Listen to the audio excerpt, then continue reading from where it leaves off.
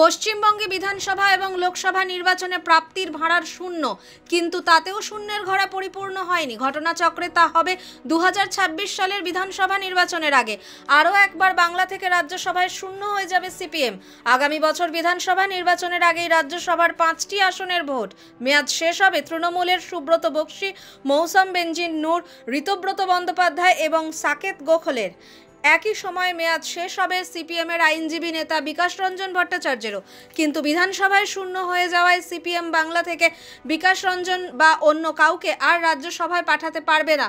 সেই আসনে আরও একজনকে রাজ্যসভার সাংসদ করতে পারবে রাজ্যের প্রধান বিরোধী দল বিজেপি।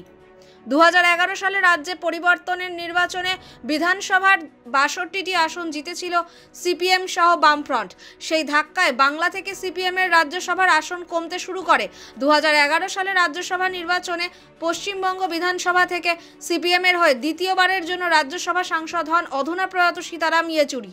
2012 সালে মাত্র একজনকেই বাংলা থেকে রাজ্যসভায় পাঠানোর সুযোগ ছিল সিপিএমের কাছে। সেবার সিটু নেতা তপন সেনকে দ্বিতীয়বার রাজ্যসভায় মনোনয়ন দেয় সিপিএম।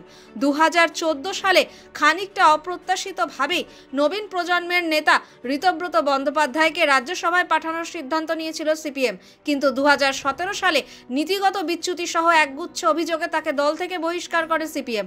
তারপরে মেয়াদে ঋতব্রত রাজ্যসভায় দলহীন সাংসদ হিসেবেই ছিলেন।